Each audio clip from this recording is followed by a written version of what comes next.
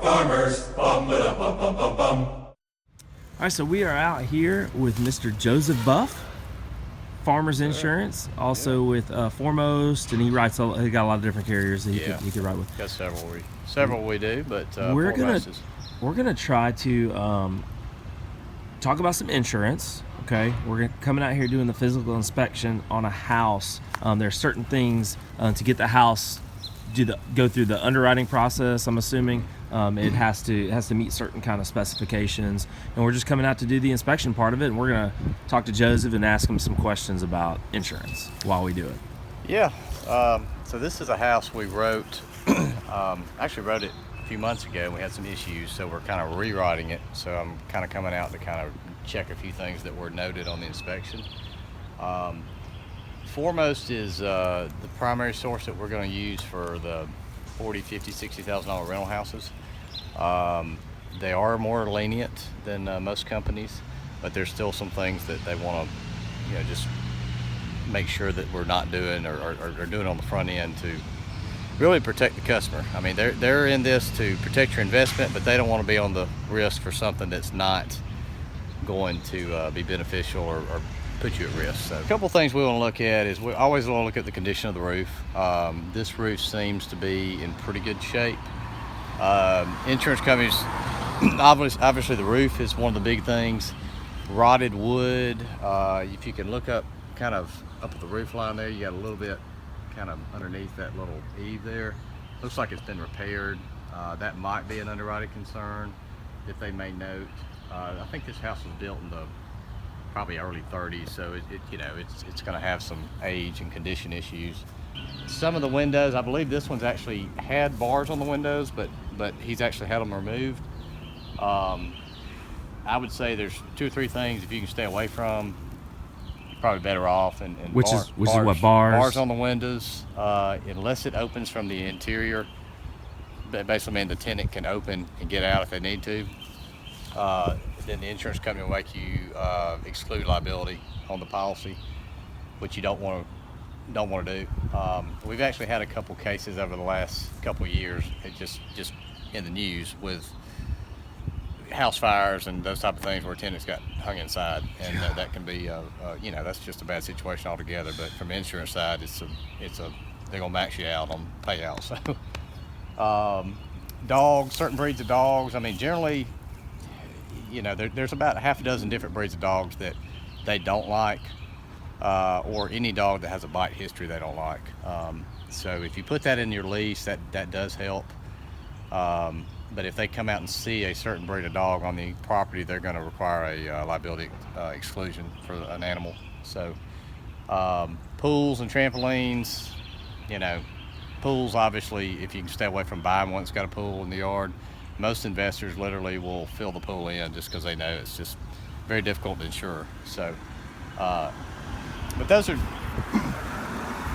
some of the major things, that we typically see. But Cool. On this particular house, that would be a thing that we would want to check and see if that is accessible from the inside, because it's probably going to come back on an inspection report wanting us to show a picture or something showing where that's not accessible. Is this the inspection, or do you do the inspection report? I do the kind of the front end inspection, and most investors that I've dealt with before, and I'm used to the type of properties they're buying, I'll just get them to send me a few pictures. I don't actually come out and do these as much as I used to or probably should. Mm-hmm. If we're writing it with our standard like homeowners market, then we have to upload photos before we submit it.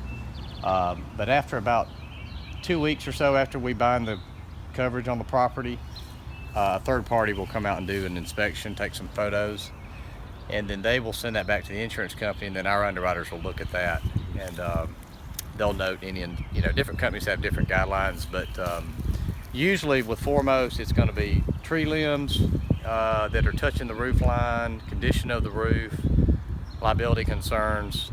This one, I noticed there was some kind of plastic car bumper on the porch. Let's go take a look at it. Let's go walk around. If they come out and if it's written as a vacant policy and there's a boarded window, they're okay with it. If it's rented and got a boarded window, they're not okay with it.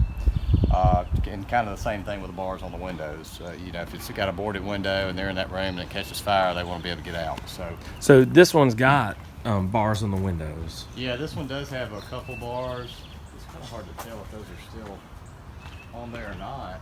I guess those I are. believe they were. Those have been taken off. Yeah, I believe he had these removed. Yeah.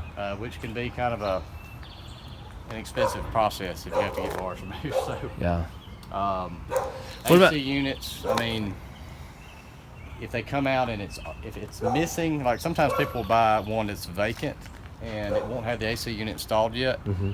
If it's vacant, we can generally get by with that. If it's rented and it's missing an AC unit, they're probably going to want to know what's going on with that, or maybe exclude vandalism or something like that because it's got some prior damage. But yeah, overall, this one, you know, handrails on steps. I see there's a handrail around the corner. I'm going up the back there.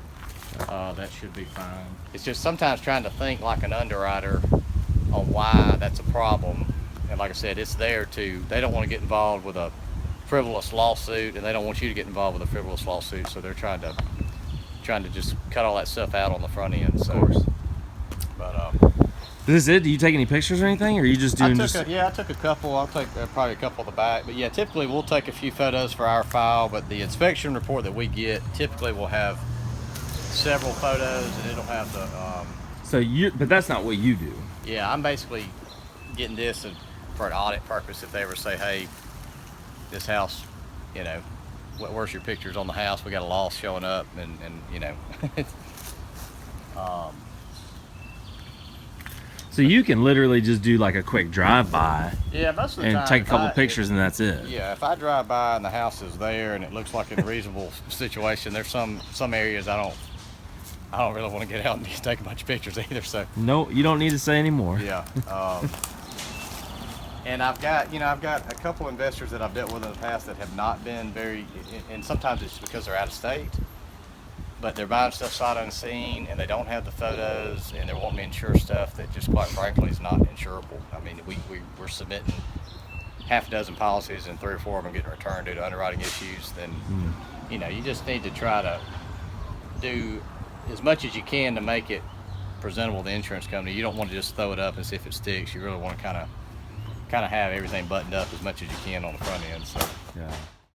We are farmers. Bum ba da bum bum bum bum.